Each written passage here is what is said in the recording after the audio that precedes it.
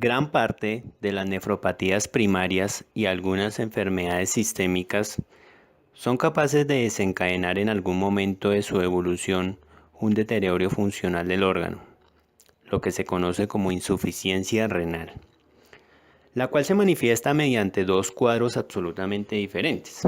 Dentro de la primera estaríamos hablando en una lesión renal aguda y la otra la enfermedad renal crónica.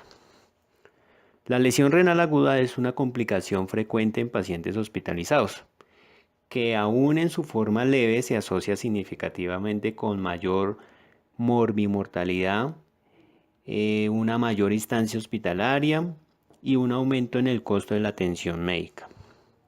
Una lesión renal aguda puede injertarse durante la evolución de una enfermedad renal crónica, lo que se llama enfermedad renal crónica agudizada, cuya expresión es el aumento de los productos nitrogenados de la sangre con alteraciones hidroelectrolíticas y del equilibrio ácido de base, que se puede asociar a menudo con oliguria o anuria. El incremento de la incidencia en pacientes con requerimiento de terapia de reemplazo renal en las unidades de cuidados intensivos se debe en gran parte al aumento de ingreso de pacientes con mayor comorbilidades y pacientes de mayor edad, en quienes en un proceso séptico no controlado se deteriora aún más su pobre reserva funcional renal. El conocimiento y desarrollo tecnológico provee en la actualidad mayor diversidad de opciones para el tratamiento de estos pacientes. Entonces hablamos de la hemodiálisis, que es una técnica de depuración extracorpórea de la sangre que suple parcialmente las funciones renales de extraer agua y solutos y de regular el equilibrio ácido-base electrolítico, pero no suple las funciones endocrinas ni metabólicas renales. Es por eso que la enfermedad renal y consiguiente necesidad de tratamiento sustitutivo de función renal presenta una incidencia y una prevalencia creciente en las últimas décadas. Las unidades de paciente crítico son unidades que se relacionan con atención de enfermería centrada en la tarea, en el manejo de la tecnología y actividades rutinarias. De allí que en este escenario es necesario que se proporcionen herramientas necesarias para el personal de enfermería que está en contacto diario con este tipo de paciente, para así mejor brindar una seguridad al mismo. Es por eso que se vio la necesidad de capacitar por medio de este curso al personal de enfermería, el cual se enfrenta a las alarmas que emite la máquina de hemodiálisis y de esta forma ser un paso hacia el cuidado avanzado de enfermería en unidades de paciente crítico. Máquina de hemodiálisis. Dentro de las principales partes de la máquina de hemodiálisis tenemos parte superior, en donde encontramos un protector,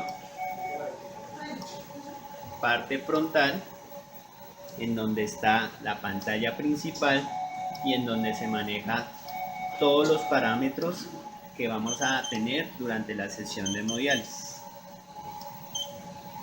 Bomba de heparina. En esta se manejaría la heparina que se le colocaría al paciente de hemodiálisis cuando esté ambulatorio. Ni en UCI ni en hospitalizados se utiliza esta parte. Bomba roller. Esa es la bomba que lleva la sangre del paciente hacia el filtro para que se le pueda hacer su respectiva diálisis. Es controlada por el sensor de bomba de roller que va en mililitros por minuto. Detector de burbuja de aire. Cuando una burbuja de aire es detectada allí, la máquina automáticamente se detiene, impidiendo que la burbuja pase hacia el paciente. Sensor de presiones. En este sensor tenemos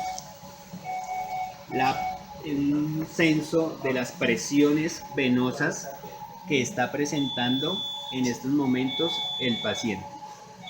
Cuando hay aumento de las presiones, como en este caso, la máquina nos indicaría que hay un colapso a nivel del acceso vascular.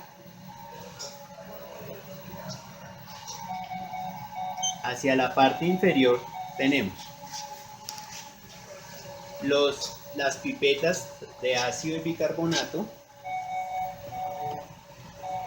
que deben ir directamente hacia los galones de ácido de bicarbonato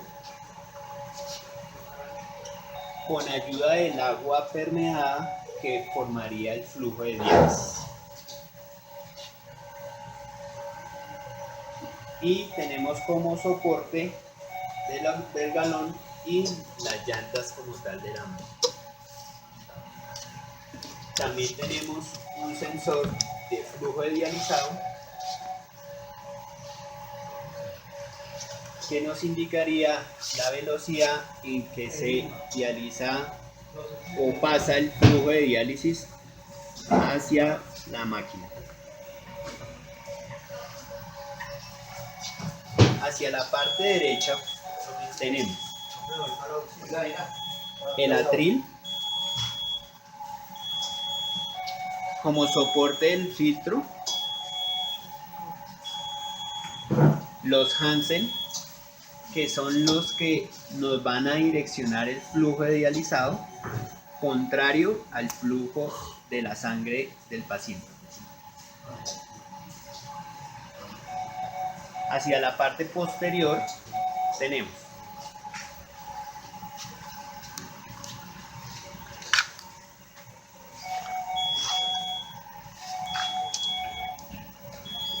la llave Bristol para, en llegado caso que no tengamos servicio eléctrico, poder manualmente implementarla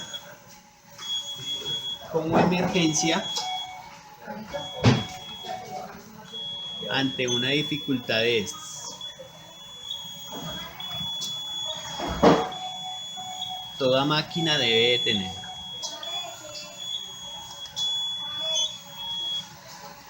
También tenemos el cable de corriente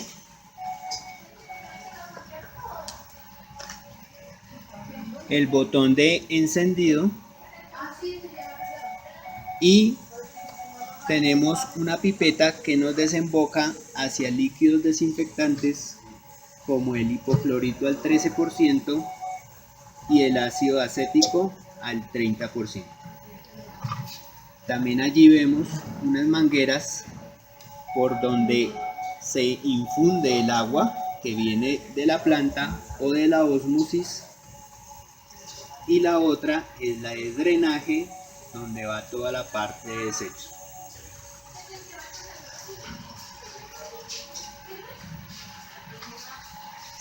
Como tal, el circuito extracorpóreo cuenta con partes importantes que son una línea arterial, que es por donde sale la sangre del paciente, pasa a través de la bomba roller, desemboca a una cámara que se llama arterial, cuyo fin es detectar burbujas de aire que no vayan hacia el filtro. El filtro es en donde se realiza todo el proceso de diálisis hacia esta dirección. Posterior a ello, pasaría ya sangre dializada a una cámara venosa, cuyo fin también tiene el detectar burbujas de aire y presiones con que está ingresando hacia el paciente. En este caso ya estaríamos con la línea venosa, que es la que directamente ingresa hacia el paciente.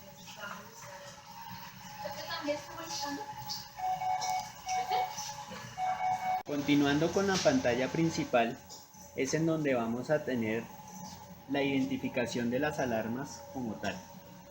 Para conocer a grandes modos lo que son la pantalla principal, tenemos un botón de encendido de la máquina y apagado, un botón que nos identifica que la máquina está en proceso de diálisis, unos parámetros de presiones venosas, unos parámetros de presiones arteriales, una conductividad que va directamente relacionada con el flujo y con la líquido de diálisis, unos parámetros en donde tenemos el objetivo de ultrafiltración, en donde tenemos la ultrafiltración removida y el tiempo restante de diálisis del paciente. Como también tenemos el tiempo real de diálisis del paciente, que siempre navegaremos con F5 modo 1. Allí encontraremos lo que lleva de diálisis el paciente y la sangre tratada en litros que ha removido durante el tiempo tratado. Ya con esto tenemos más fácil identificar las alarmas principales en la máquina de hemodiálisis, que en este caso, dentro de las más frecuentes, está máximas presiones de dializado, en donde posiblemente haya una alteración en el acceso vascular, y la identificaremos en la pantalla principal cuál es la alarma. En este caso, máxima presión venosa, máxima presión de dializado. Verificaríamos qué colapso tendría el acceso vascular para corregirla.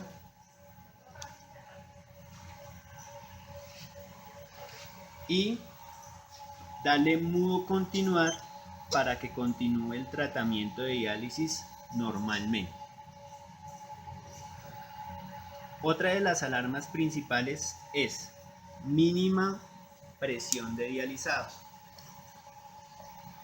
Es allí en donde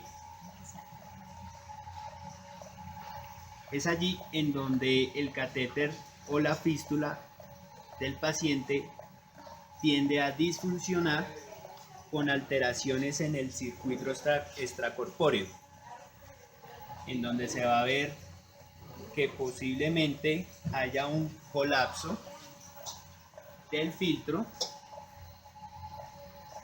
y que no llegue la suficiente cantidad de sangre a las cámaras y al filtro para hacer su proceso.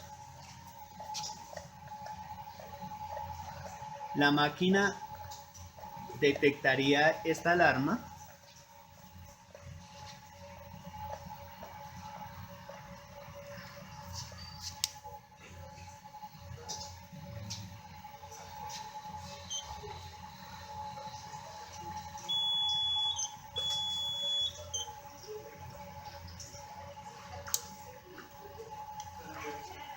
y la corrección sería el arreglo del colapso o el arreglo del acceso vascular del paciente, siempre y cuando darle modo continuar al paciente, a la máquina, para que continúe su diálisis normalmente. Cabe recordar que antes de resetear una máquina de modo continuar, es importante verificar qué tipo de alarma está presentando. En este caso, la máquina nos detecta burbuja de aire detectada. En este caso, lo único que podemos darle es mudo y llamar al servicio de nefrología para que solucione esta parte de la alarma, ya que esta es una parte en donde si el aire pasa después del detector de burbuja, pasaría directamente al paciente.